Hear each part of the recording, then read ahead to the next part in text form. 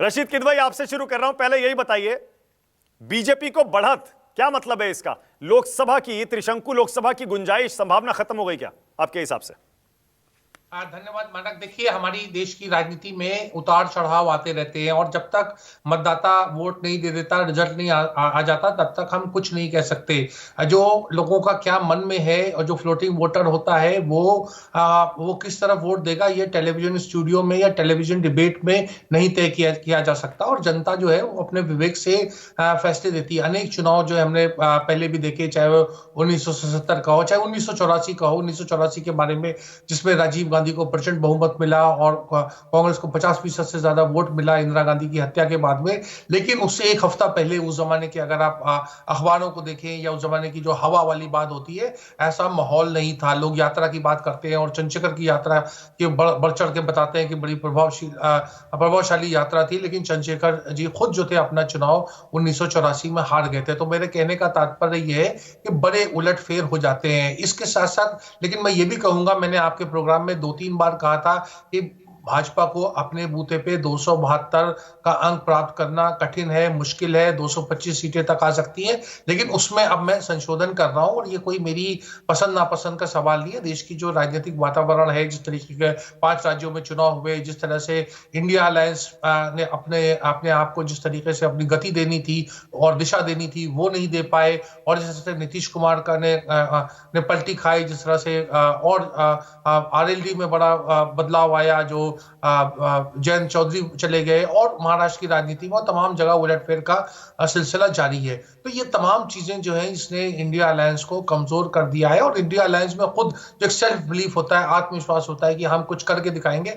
मुझे लगता है कि जब उनके लीडर्स वगैरह से बातचीत होती है, तो वो उनका जो गर्मी थी या जोश जो थी, जो जून 2023 में हमें नजर आ रहा था, उसमें बहुत ज्यादा गिरावट आई है। तो इस संदर्भ में मैं कहूंगा कि मोदी को एक एडवांटेज मिलती हुई नजर आ रही है। लेकिन मेरा अभी भी मानना यह है कि 272 पार, लेकिन उसके बाद जो दावे किए जा रहे हैं 370 और 400 वगैरह, इंडिया के लिए भी मुझे लगता है कि वो बहुत मुश्किल है। क्योंकि जिस तरीके से 195 लोगों की जो लिस्ट आई है, उस लिस्ट में बड़ी वो रक्षात्मक लिस्ट आई है, खासतौर से उत्तर प्रदेश में, जहां कृपा शंकर सिंह जैसे को भी वोट दिया गया। वही कृपा शंकर जो बंबई में कांग्रेस के अध्यक्ष थे और जिन्होंने एक टाइम के ऊपर ये भी कहा था, जब बंबई में जब आतंकवादी हमला हुआ था, उसको उन्होंने आरएसएस की साजिश करार दिया था, और उसको जो है आज भाजपा ने जौनपुर में उत्तर प्रदेश से सामने लड़ाया है। तो तमाम बातें हैं। अब ओके, मतलब रशीद भाई एक सेकंड, मतलब आपका संशोधन यह है, आप पहले कहते थे त्रिशंकु लोकसभा हो सकती है, अब संशोधन यह है कि बीजेपी 272 अपने दम पर ला सकती है। जी बेशक। और आखिरी बात मैं समाप्त करूंगा, लंबी बात कह रहा हूं। जो बात आपने कही, देखिए, अब क्या इंडिया अलायंस कुछ कर सकता है? बिल्कुल, अगर वो अपना पूरा दमखम लगा दे। अगर जैसे कांग्रेस के जो लीडर है, कांग्रेस की बात मैं कहूंगा, अशोक गहलोत है, भूपेश बघेल है, सचिन पायलट है, तमाम लोग जो है, ये अभी ऐसा लगता है कि हो सकता है चुनाव ना लड़ें, क्योंकि क्षेत्रीय उस पे है, विधानसभा के सदस्य हैं। लेकिन ये तमाम लोग अगर चुनाव लड़ते हैं और देश में पूरा एक ऐसा वातावरण बनाने की बात करते हैं, प्रियंका गांधी खुद चुनाव लड़ती है, ये उनके विवेक पे छोड़ता हूं कहां से लड़ेंगी, लेकिन चुनाव जरूर लड़ें। अगर तमाम लोग मैदान में आ गए तो एक तरीके की चुनौती होगी। और भी बहुत और रशीद भाई, मैं ये मान के चल रहा हूं कि आप सिर्फ कांग्रेस के लिए सलाह नहीं दे रहे, आप इंडिया गठबंधन के सारे घटक दलों के लिए सलाह दे रहे हैं कि अपने बड़े बड़े चेहरों को चुनाव में उतार दीजिए, लोकसभा चुनाव। स्पोर्ट्समैन है, फिल्म के अधिकार हैं, जो सामाजिक चिंतन से जुड़े हुए लोग हैं, जिनकी समाज में साख है और उनकी एक अच्छी पकड़ है, ऐसे तमाम लोगों को इंडिया गठबंधन को बुलाना चाहिए और उनको चुनाव में सामने लाना चाहिए, ताकि चुनाव थोड़ा। अच्छा, ओके, नहीं, ये बड़ा दिलचस्प है। एक सेकंड रशीद भाई, एक सेकंड, ये तो आपने एक कदम और आगे बात कह दी। मतलब आप ये कह रहे हैं राहुल गांधी, प्रियंका गांधी, सोनिया गांधी शायद अब नहीं, कांग्रेस के सारे बड़े बड़े चेहरे, फिर समाजवादी पार्टी के अखिलेश यादव, डिंपल यादव, शिवपाल यादव, सारे बड़े चेहरे, उसी तरह आरजेडी के सारे बड़े चेहरे, क्षेत्रीय दलों के सारे बड़े चेहरे खुद चुनाव लड़ें और फिर सिविल सोसाइटी से भी चेहरों को जुटाकर लाएं और चुनाव में उतार दें।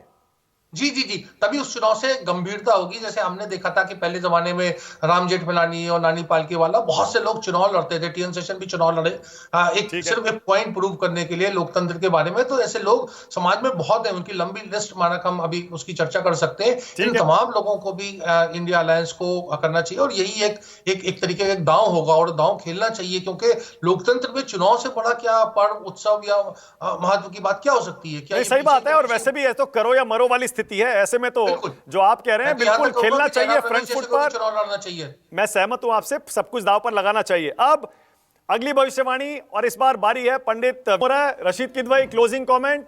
कुछ आंकड़ा अभी भी थोड़ा सा बदलना चाह रहे हैं क्या? 270 आपने कहा कि उससे ज्यादा नहीं आएगी, 270 72 पक्का है? अभी भी आपको लग रहा है कि 300 भी नहीं होगा? मतलब आप ये कह रहे हैं इस बार 19 में जितनी आई थी उससे कम ही आएगी, रशीद भाई यही कह रहे हैं ना आप? जी जी जी, मेरा आकलन बिल्कुल वही है। और उसका एक आधार ये है कि जैसे यशवंत जी ने पिछले अपने सर्वे में भी बताया कि भाजपा का जो वोट परसेंटेज पूरा एनडीए का उन्होंने बताया वो 40% बताया, जो पिछली बार 38% था। तो उसमें बहुत ही मामूली बढ़त नजर आती है। हम सब राम मंदिर की बात करते हैं, हम G20 की बात करते हैं, बहुत सारी चीजों की बात करते हैं, लेकिन हम ये नहीं देखते कि एक जो सांसद है वो 2 बार चुना जा चुका है उत्तर प्रदेश की पृष्ठभूमि में। आप देखें उसके बाद उसको तीसरा टर्म, मतलब 50 से ज्यादा लोगों को अभी नजर आ रहा है प्रथम दृष्टि में मिल रहा है। तो इससे जनता में देखिए जो वोट परसेंटेज है वो विपक्ष के पास में भी है, लेकिन विपक्ष में जो पिछले चुनाव के मुकाबले में आपकी कोई ऐसा नेता नहीं है, कोई ओनरशिप नहीं है, कोई किसी का चुनाव नहीं है कि वो व्यक्ति विशेष या वो शख्सियत जो है वो अपने